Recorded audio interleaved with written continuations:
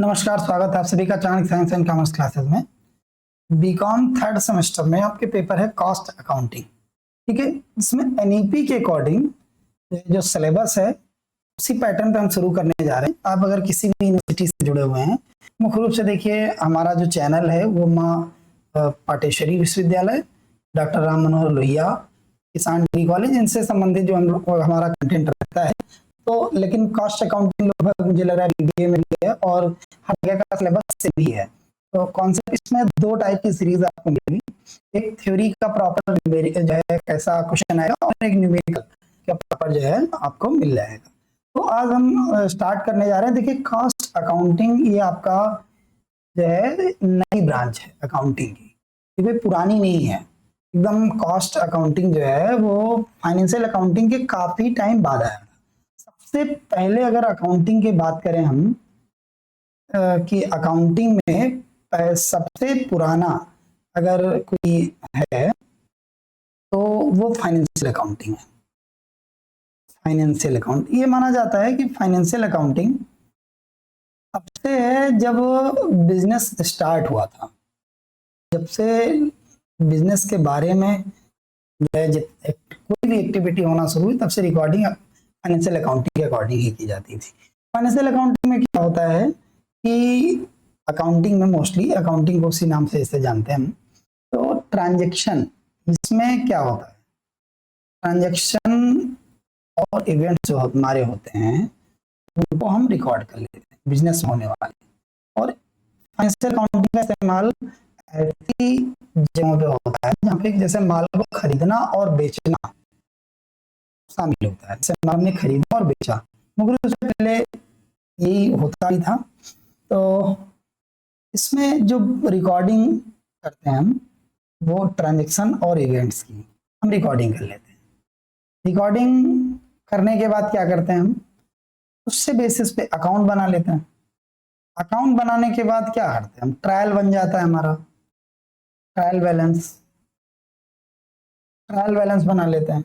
और trial balance के बाद क्या करते हैं, फाइनल अकाउंट बना लेते हैं, फाइनल अकाउंट। ठीक है, और जब आप फाइनल अकाउंट बनाते हो तो फाइनल अकाउंट में देखिए दो चीजें आपको मिल जाती हैं। भाई ट्रेडिंग बनाओगे अगर आप, तो ट्रेडिंग से trading and profit and loss, ठीक है, यहाँ पे trading profit and loss account, ठीक है। और एक बनाते हो आप बैलेंस शीट। ये आप दो चीजों को बनाते हो फाइनेंशियल में। अब ट्रेडिंग जब आप बनाते हो तो ट्रेडिंग आपका उससे निकल के आता है प्रॉफिट। प्रॉफिट जिसमें आपका ग्रॉस प्रॉफिट और नेट प्रॉफिट दोनों निकल के आ जाता है। ठीक है, अब और जो बैलेंस शीट है इससे आपकी फाइनेंशियल पोजीशन पता चल जाती है। फाइनेंशियल पोजीशन पता चल, और व्यवसाय में इन्हीं दो चीजों की मुख्य से जरूरत होती है। पहले ऐसा होता भी था, देखिए आपको फाइनेंशियल पोजीशन और प्रॉफिट दोनों पता चल जाता था, तो हमें जरूरत ही नहीं महसूस कहते हैं आवश्यकता आविष्कार की जननी है। जब किसी चीज की जरूरत पड़ती है तब उसकी लोग खोज करते हैं। जैसे हम आज आपको ऑनलाइन पढ़ा रहे हैं, तो मुझे लग रहा है 10 साल पहले इसकी कोई जरूरत ही नहीं थी। कोविड के बाद एक ऐसा दौर है कि लोगों को लगा कि नहीं हमें ऑनलाइन भी जाना चाहिए, और शुरुआती दौर में इसका स्कोप भी नहीं लगा। लेकिन आज देख लीजिए कि मोस्टली बच्चे जो है वो ऑनलाइन पढ़ रहे हैं। तो ऐसे कास्ट अकाउंटिंग की जरूरत ही नहीं थी, क्योंकि हमें यहाँ से चीजें पता चल जाती थी, हमारे काम का इंफॉर्मेशन मिल जाती थी। देखिए अब काम पहले भी चल रहा था। 1494 के पहले डिवर्गो लिकस पेसेली ने जब डबल एंट्री सिस्टम दिया, उसके पहले भी जो है चल रहा था अब सिंगल एंट्री सिस्टम से। लेकिन ये उससे ज्यादा यूजफुल था। डबल एंट्री सिस्टम जो था वो साइंटिफिक था, जो बताता है कि भाई दोनों तरफ बराबर इफेक्ट पड़ता है। और वहीं से आपकी अकाउंटिंग के question assets equal to liability plus capital, जो बेसिक जिस पे आप सारी बैलेंस शीट बना के तैयार करते हो, तो साइंटिफिकली उन्होंने प्रूव किया। लोगों ने बाद में उसको धीरे धीरे अडॉप्ट कर लिया। ऐसे ही फाइनेंशियल से आपका काम हो जाता था। बिजनेस का एक पार्ट था जिसमें सारी एक्टिविटी हम रिकॉर्ड करके प्रॉफिट उसकी फाइनेंशियल पोजीशन पता कर लेते थे। लेकिन हमें कॉस्ट में डीप में जाके कॉस्ट को जानने की जरूरत ही नहीं पड़ती। लेकिन इसमें कमी क्या थी फाइनेंशियल में? अगर हम देखें कि बिजनेस में कॉस्ट तो पता चल जाती थी, लेकिन इसकी कमी क्या थी? अगर इनकी कमी की हम बात करें तो lack of determination of cost, कहते हैं lack of determination of cost, ठीक। लागत निर्धारण की कमी, लागत क्या करते थे, निश्चित हो जाती थी कि इतना है, लेकिन उसका जो एक तरीके से डिटर्मिनेशन आप करते हो, क्लासिफिकेशन करते हो, या इसका क्लासिफिकेशन करते हो, प्रोडक्ट वाइज आप कॉस्ट निकालते हो, ठीक है, टोटल कॉस्ट पता चल जाती थी। जब ठीक है ओवरऑल कॉस्ट उसमें पता चल जाती थी, लेकिन उसका क्लासिफिकेशन नहीं हो पाता था, प्रोडक्ट वाइज कॉस्ट नहीं निकल पाती थी। और इसके जब आप ये सब नहीं होता था तो कंट्रोल भी नहीं होता था, कॉस्ट कंट्रोल। अब आप देख लीजिए कॉस्ट से रिलेटेड कई सारे फैक्टर निकल गया, क्या determination, classification, product wise cost control, ये सब फाइनेंशियल में कमी थी, ये फाइनेंशियल अकाउंटिंग में इसकी कमी थी। तो पहले से ज्यादा लोगों ने ध्यान नहीं दिया, क्योंकि काम चल रहा है, जब तक चल रहा है तो हम नया कोई स्वीकार नहीं करते। लेकिन जैसे जब चेंज आया, हुआ क्या, लगभग 18वीं शताब्दी में, 18वीं शताब्दी में परिवर्तन हुआ, औद्योगिक क्रांति तो आप कहते हैं, औद्योगिक क्रांति हुई, इंडस्ट्रियल रेवोल्यूशन, ठीक। औद्योगिक क्रांति होती है, कॉस्ट अकाउंटिंग को पूरा डीप में आप जाके अच्छे से समझ सकते हैं, ठीक है। अगर आप कंपटीशन की भी तैयारी करें तो उसमें भी जरूरत पड़ती है कहीं कहीं। अभी आप देख लीजिए एलटी ग्रेड की वैकेंसी आई है, अब रिटर्न करवाना है, रिटर्न क्या 2 महीने में तैयार हो जाएगा? नहीं हो पाएगा। जिन्होंने बेसिक तैयार किया होगा उन्हीं का होगा। तो इंडस्ट्रियल रिवैल्यूएशन, ठीक है। अगर इसकी बात करें तो 1760 में यानी 18वीं शताब्दी में हुआ, इंग्लैंड में था, इंग्लैंड में हुआ था, इंग्लैंड में। इसमें हुआ क्या, चेंज किया था, मेजर चेंज, लेबर को रिप्लेस किया था मशीनरी ने, समझ रहे हैं? मशीनरी ने जो है इसको रिप्लेस कर दिया लेबर को। लेबर से किस पे आ गए थे लोग? मशीनरी यूज कर, भारत में भी ऐसा। तो लेबर की तो कॉस्ट निकालना बड़ा आसान होता है, मशीनरी की थोड़ा सा कठिन होती है। तो कहते हैं कि कॉस्ट अकाउंटिंग का जो कहते हैं बीजारोपण हुआ था वो वही औद्योगिक क्रांति के बाद हो गया। सही से वह क्या कि जैसे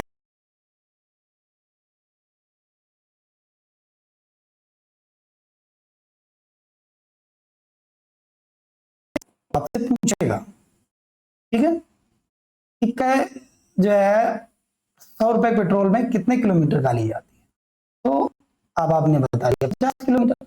वो गया 100 की का पेट्रोल डाला, 50 किलोमीटर गया, घूम क्या खड़ा कर दिया। बाद में दोस्त है भाई, तो बाद में किसी बात हुई तो आपने कहा कि गाड़ी ले गए थे, कुछ हो झगड़ा होता है, तो कहता कि नहीं हमने पेट्रोल तो डलाया था। तो क्या 100 रुपए का जो उसने पेट्रोल डलाया था वो गाड़ी चलाने के काफी था? नहीं था, उसमें बहुत सारी चीजें और भी लगती हैं, उसका डिप्रेशन आता है, टायर यूज होता है, इंजन की लाइफ कम होती है। अब उसकी एग्जैक्ट वैल्यू कैसे निकाली जाए, कैसे आप डिसाइड करो कि कॉस्ट अकाउंट की कैसे हम वैल्यू निकालें, उसकी कॉस्ट एक्चुअल, तो वो 100 रुपए तो फाइनेंशियल ने बता दिया, लेकिन जो एग्जैक्ट कॉस्ट निकालनी थी वो कॉस्ट अकाउंटिंग में ही पता चलेगी। तो ये पहले तो हमें जरूरत नहीं थी, बाद में जब इंडस्ट्रियल एवैल्यूएशन होता है तो उसके बाद हमें जरूरत पड़ती है, हम उस पर काम करना चाहते हैं। तो जब उसमें काम हुआ तो 18वीं शताब्दी और 19वीं शताब्दी में कोई विशेष काम नहीं हुआ। कहते हैं जरूरत पड़ती है तो उस हिसाब से काम होता है। तो 18वीं और 19वीं शताब्दी, 18वीं और 19वीं शताब्दी में कोई खास काम नहीं हुआ। हाँ, बस एक चीज निकल गई कि लागत का निर्धारण होने लगा, जिसमें मटेरियल और लेबर और मशीनरी की कॉस्ट को इंक्लूड किया जाने लगा। ये 18वीं 19वीं शताब्दी में हो गया। लेकिन 20वीं शताब्दी जो मुख्य रूप से इसका जन्म होता है, जहां पे 20वीं शताब्दी में कि बहुत सारे चेंजेस 20वीं शताब्दी में हुए थे। पहली बात तो जो फर्स्ट वर्ल्ड वॉर हुआ था उसका भी पूरे विश्व की इकोनॉमी पे बहुत बड़ा फर्क पड़ा था, असर पड़ा था। 1914 से 18 तक प्रथम विश्व युद्ध होता है, ठीक है। 1914 से जब आपका प्रथम विश्व युद्ध होता है तो इसमें सारे देशों की अर्थव्यवस्था पूरी तरीके से चरमरा गई थी। यहाँ तक कि अमेरिका जो अपने आप को सुपर पावर कहता है, उसकी हालत इतनी खराब हो गई थी कि उसे अपने लोगों से बॉन्ड इशू करके पैसे लेने पड़े थे। जब मैंने पढ़ा 150 बिलियन डॉलर का नुकसान हुआ था। यानी अब जो हमारा बेसिक इंफ्रास्ट्रक्चर है वो पूरी तरीके से खराब हो गया था कई जगहों का। तो भारत में भी ऐसा हुआ था, लोगों को दिक्कत होने लगी थी। फर्स्ट वर्ल्ड वॉर 1914-18 में हुआ और यहां से लागत लेखांकन की जरूरत वहां पड़ी, क्योंकि अर्थव्यवस्था चरमरा चुकी थी लोगों की। लेकिन इसका जो बड़े पैमाने पे जो प्रभाव पड़ता है वो महामंदी जिसको कहते हैं। एक मंदी होती है और एक महामंदी होती है। इन्फ्लेशन और डिफ्लेशन। इन्फ्लेशन में क्या होता है, महंगाई, मतलब रुपए की वैल्यू खत्म हो जाती, प्रोडक्ट की वैल्यू बढ़ जाती है, उसे महंगाई कहते हैं। और जब रुपए की वैल्यू बढ़ जाए और प्रोडक्ट की वैल्यू घट जाए तो उसे मंदी काल कहते हैं। और यह हुआ था 1929-30 में, ठीक है। 29-30 में इसमें हुआ था मंदी काल। अब हुआ उस मंदी काल में हुआ क्या एक्चुअल में था कि जैसे कोई प्रोडक्ट आप 10 रुपए का बना रहे हो, अब सामने वाला कह रहा है नहीं भाई 8 रुपए में हमें दे दो। 10 रुपए का प्रोडक्ट है, 8 रुपए में मांग रहा हो। अब 8 रुपए में कैसे आप उसको दोगे, क्योंकि 10 में तो आप बना ही रहे हो, 8 में कैसे दे दोगे। अब हुआ क्या कि आपको या तो बिजनेस बंद करना है या तो सामने वाले को घाटे पर बेच देना है। तो काम ना करें, इसको हम कोशिश करें ना कि ये 10 जो है वो 7 में कन्वर्ट हो जाए। कुछ ऐसा करें कि 10 रुपए जो ये है ये 7 में हो जाए। अब तो हम 8 में बेच देंगे तो भी हमारी जो है बिजनेस हमारा सरवाइव कर जाएगा। उसके बाद में कट थ्रॉट कंपटीशन भी शुरू हो गया था, लोग अपना अस्तित्व बचा रहे थे। 1929 में कट थ्रॉट कंपटीशन में क्या होता है कि एक फर्म दूसरे को बाहर करने के लिए किसी भी स्थिति में जा सकती है, मतलब वो चाहे तो परिवर्तन कर अपना आधे रेट पे माल बेच देंगे। जैसे जियो ने क्या किया, टेलीकॉम सेक्टर में जियो ने क्या किया, फ्री कर दिया। सारी कंपनियां इतने दिन फ्री रखा कि सारी कंपनियों का रेवेन्यू सीधे डाउन हुआ और वो सरवाइव करना मुश्किल हो गया उनको। तो ऐसा उस टाइम पे भी हुआ था। अब इस 10 रुपए को, अब यहीं से कॉस्ट शुरुआत हो जाती है। अब ये 10 रुपए आया कैसे, पहले इस पे डीप स्टडी तो करेंगे आप, 10 रुपए कैसे आया, फिर आप ये डिसाइड करेंगे कि इसको कैसे कम किया जाए। पहले इसके बारे में आप पता करेंगे कि ये आया कैसे, फिर कहां कहां किस जगह खर्चा हो रहा है, किस जगह गुंजाइश बनती कि आप इसको कम कर सकते हैं। तो अब इसको डिटेल में पढ़ना था आपको, तो बस यहीं से शुरुआत हो जाती लागत लेखा। ठीक, यहीं से लागत लेखांकन की शुरुआत, समझ में आ रहा होगा। यहीं से लागत लेखांकन आ जाता है कि भाई कैसे कम करें। तो लागत लेखांकन, अब इस पे हैं कि लागत लेखांकन मुख्य रूप से, जैसे आपने वर्ड पढ़ा, नाम आपने देखा लागत और लेखांकन। अब आते हैं, हमने आपको उसका उत्पत्ति बता दी। अब कॉस्ट प्लस अकाउंटिंग, ये होता है। अब कॉस्ट का मतलब क्या होता है? लागत मतलब सम ऑफ एक्सपेंसेस, व्ययों का योग, वो उस वस्तु की लागत कहलाती है। लेखांकन का मतलब लिखना, व्यवस्थित तरीके से लिखना, ठीक है। तो इस प्रकार से लागत लेखांकन से आसे है, लेखांकन की एक ऐसी शाखा से है जो किसी वस्तु के उत्पादन में होने वाले व्ययों को क्रमबद्ध तरीके से लिखती है, उनका वर्गीकरण करती है और उनके आधार पर लागत का निर्धारण करती है और उसका विश्लेषण में सहायता, ये लागत, ठीक है। अब लागत लेखांकन के का उद्देश्य की बात करते हैं कि भाई इसका उद्देश्य क्या था। ऑब्जेक्टिव ऑफ कॉस्ट अकाउंटिंग, तो ऑब्जेक्टिव जब देखेंगे तो देखिए क्या कमी थी, determination of cost, classification of cost, product wise cost, cost control, ठीक है, डिटर्मिनेशन ऑफ सेलिंग प्राइस, ये या डिटर्मिनेशन ऑफ टेंडर प्राइस, ये सब कमियां थी किसमें, वित्तीय लेखांकन में। इसी के लिए तो लागत लेखांकन का उद्भव हुआ। इन कमियों को दूर करने के लिए लागत लेखांकन की उत्पत्ति होती है, तो यही लागत लेखांकन के उद्देश्य भी होते हैं और यही लागत लेखांकन के कार्य हैं। अब आपको रटाने की जरूरत नहीं है, देखिए अभी हम न्यूमेरिकल बता रहे हैं, कॉन्सेप्ट समझा रहे हैं, फिर न्यूमेरिकल स्टार्ट करना है। और कोई चूरन नहीं है हमारे पास ऐसा कि हम आपको 2 मिनट में सिखा देंगे, तो मेरे पास तो नहीं है। अब अगर किसी के पास चूरन है अकाउंटिंग का तो वो सिखा सकता है। मैंने तो पिछले 15 साल से काम किया इस फील्ड में, सोते जागते उठते बैठते इसी पे मैं काम कर रहा हूँ, 15 साल हो गए। और अभी भी मुझे लग रहा है कि जब भी पढ़ता हूँ तो मुझे लग रहा है कि नहीं कुछ और अच्छा करना चाहिए। तो जो लोग शॉर्ट ट्रिक बनाते हैं, अब तो यूट्यूब पे बाढ़ सी आ गई है, तो शॉर्ट ट्रिक बनाते हैं 2 मिनट में, थंबनेल बनाते हैं कि नहीं 2 मिनट में। तो 2 मिनट वाला भाई फार्मूला अगर आपको सीखना है तो आप हमारे चैनल पे गलत आ गए, आपको नहीं पढ़ना चाहिए। हाँ 2 मिनट की जहां ट्रिक होगी वहां दी जाएगी, हर जगह 2 मिनट का फार्मूला नहीं काम। आपको कॉन्सेप्ट समझना पड़ेगा, क्योंकि आप 2 मिनट के लिए नहीं आए हो, कल आप भी हो सकता है टीचर बने, या हो सकता है आप भी कंपटीशन में बैठे, तो आपको कॉन्सेप्ट क्लियर होना चाहिए, ठीक है। चलिए, तो अभी ये समझ में आ रहा होगा, तो लागत लेखांकन क्या है वो समझ में आ गया, उसका उद्देश्य क्या है, उद्भव कैसे होता है वो हो गया। अब एक को एक नया नाम दिया जाता है, उसको एक्सप्लेन करता हूं। Elements of cost, elements of cost, लागत के तत्व, लागत के, ठीक, बता दें। जैसे देखो हिंदी इंग्लिश दोनों में आपको समझ में आए,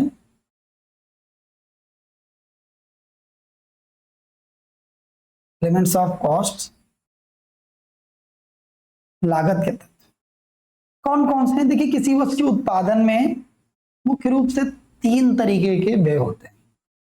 एक उसका सामग्री होती है, ठीक है, मटेरियल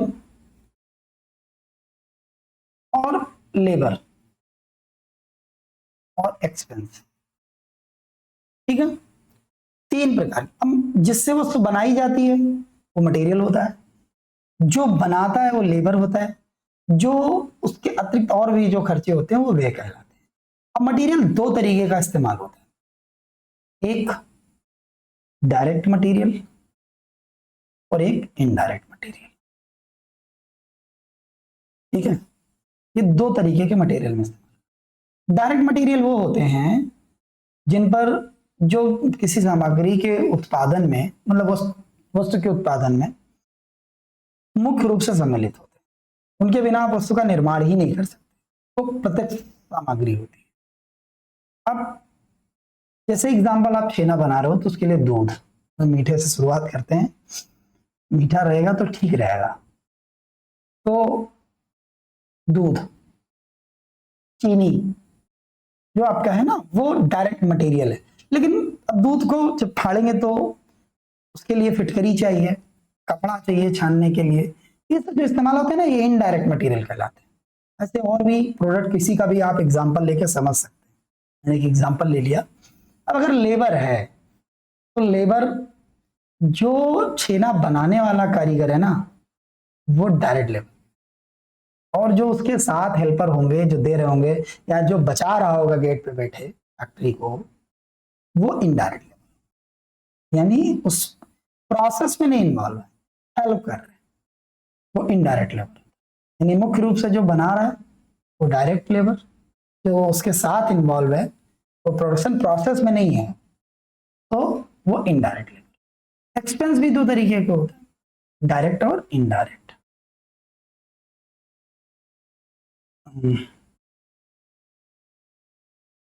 अब यही इनके योग को लागत कहा जाता है, और इनके लिखने की जो प्रक्रिया है वो लागत लेखांकन कहलाती है। सिंपल सा तरीका, लेकिन इसकी जरूरत हमें पहले नहीं थी। हमें जरूरत क्यों पड़ी, क्यों विकास हुआ, ये मैंने आपको बता दिया। अब आपको एक चीज और बता देता हूं कि जो एक वर्ड आता है जब आप कैलकुलेशन करोगे, ओवरहेड। तो ओवरहेड में क्या होता है कि ये जितने इनडायरेक्ट पार्ट, इनको सामूहिक रूप से इनडायरेक्ट मटेरियल, इनडायरेक्ट लेबर और इनडायरेक्ट एक्सपेंस, इनके योग को ओवरहेड कहा जाता है। ठीक, उपरिव्यय हिंदी में कहते हैं उपरिव्यय।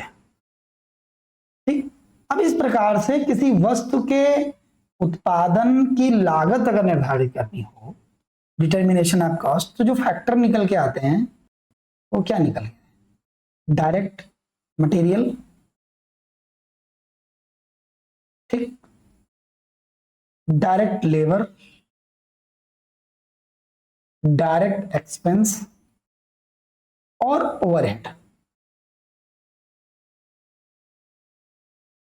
ओवरहेड, इनके योग को ही हम उसकी क्या कहते हैं, लागत कहते हैं। ठीक, कॉस्ट। अब आपको इसी पे काम करना है। अब सीक्वेंस में चलेंगे।